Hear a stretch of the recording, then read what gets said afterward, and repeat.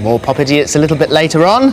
But now, Paris, you've been hearing Bluebeard all morning, and now I'd like to introduce you to him, and also to Tony Pittman as well. Good morning, sir, and welcome to the programme. Before we go any further, we'll put your name up on the screen, and then we'll put another T in it, because you've got 2 T's in your Pittman name, haven't you? I have, yes. Right, so we'll correct that. There it is with 1 T, and we'll put it back up again in a moment. There it is, straight away, instantly done with 2 T's. First of all, what sort of a parrot are we dealing with now? This is the hyacinthine or hyacinth macaw. It's the largest of the parrot family. It's about fully grown. It's about 1 metre in length from the top of its head to the end of its tail. He's 4 years old, so he's not quite fully grown yet. Why is he doing that then, do you think? Because he was so calm and quiet a moment ago whilst Pop Idiots was on. It's all the activity that's going on around here. So really? He gets quite excited. Is he well behaved? Yeah. Most parrots have got the sort of mental approach of a 2-year-old, but they live to 70, 80 years old. So it means that you've got a 2-year-old virtually Yep. I thought you said he couldn't fly. Come here.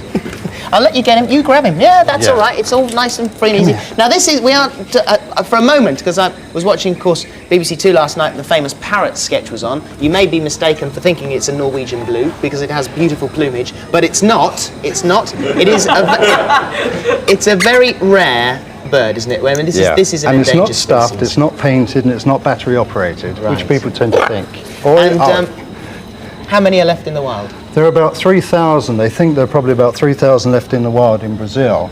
There are probably in Europe about several hundred in captivity. But they're not bred very frequently.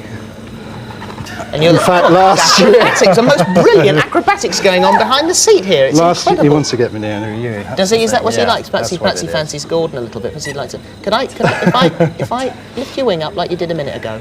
Oh no! Please don't get on my hand. Please don't. No, he's all right. If you offer him your hand, he'll get on it. There we are. Will he? Yeah. I'm just not sure whether that's such a good idea. Oh look! Now he likes that. He likes that. There are only about half a dozen bred in the UK every year. Yeah. So they aren't bred very much. They're very difficult, notoriously difficult to breed. And most of the birds that are bred are hand-reared for the pet trade. And what we want to do with the project at BirdWorld is to do research and breed birds which are capable of being re-released into the wild. And that's a totally different proposition. Why has he become, or his species become, so endangered? Well, there are 2 main reasons for this. The one is that they come from a very dry, in northeast Brazil it's a very dry, arid area, and in southern Brazil it's a floodplain, and there are very few big trees, and they need big trees to nest in. But the most important reason is they're being illegally trapped for the pet trade. And for instance, we think in the last year some 500 birds have been taken out of the wild, despite the small numbers, for the illegal pet trade. And most of those birds unfortunately die on the way to the marketplace. Come on here. There. Let's get to know one another just a little bit. That's what you want to do all the time. I'm such a mug. Okay. Now, you're breeding these parrots.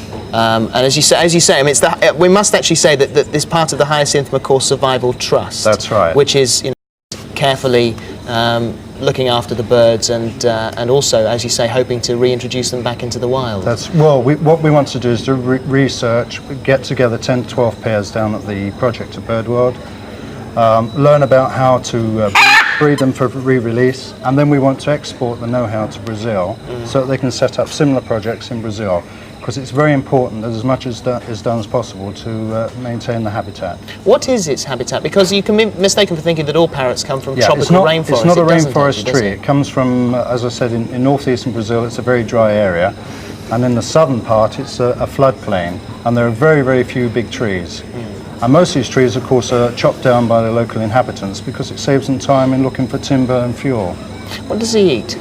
He eats, in the wild, they eat palm nuts, which are very, very hard.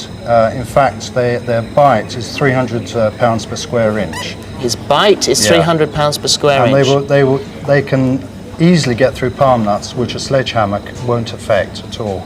Let me introduce him to Gordon the gopher. But in captivity, they in captivity they eat a variety of fruits and nuts and seed. And as far as releasing birds is concerned, have any actually been released back? No, it would be wrong at this particular moment. Until the habitat can be made secure, there's no point in re-releasing birds into the wild to be caught again by illegal trappers. Shouldn't they be protected in the wild first? They should be, but if you consider that the area that they live in is twice the size of France, we're talking about 1 million square kilometres of territory, and it's virtually impossible to police. The local people are very good, on the whole, are very good towards them and live quite happily with them. The trappers tend to come in from outside, and they trap them then to order. It's going to be very, very difficult to. It's going to be very, very difficult to protect them in the wild at the moment. But there will have to be changes in attitude in Brazil, and we think that those attitudes are changing. Poor old Gordon really does get the rough end of the wedge, doesn't he? I watched the Noel Edmonds programme the other night, and they reran the little clip of Gordon and the little Shih Tzu dog when he got savaged by it, and now you're being attacked by a parrot. But it's a rare parrot; it's endangered, Gordon. So at least you can rest assured that that you're being savaged by something very important. Don't hide. Don't be such a coward. Look at me. Look at me. I'm holding him. Look, I'll stroke him under the wing again. Oh, he likes that. He likes that. Why is he doing that with his? The feathers show pleasure. Oh, do they? Yeah.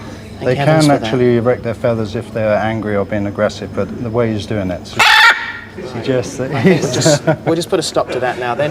Thank you very, very much indeed. And let's hope that, as with the endangered species that we seem to be having on the programme, we had sort of penguins last week, yes. and also, as we said, the Spix macaw, which is how many are left now in the wild of the Spix macaw? Supposed to be, they found one. They thought that the rest they'd gone completely, but they found one, and of course one is no good on its own. They can't breed anything from it.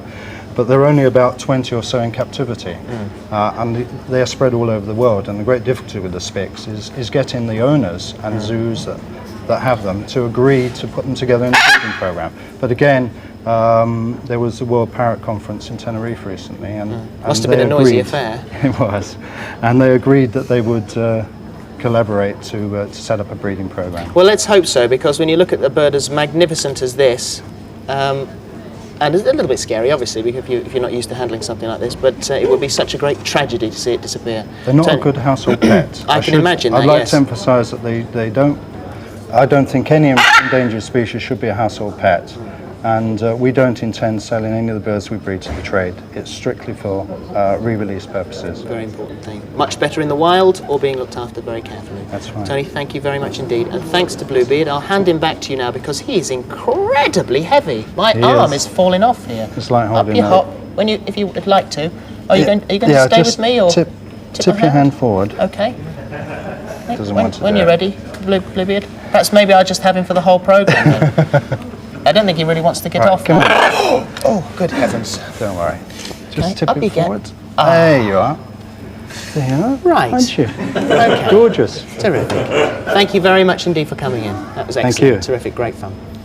Now, a little bit of music to relax the atmosphere and to get my hands back in shape. New Kids.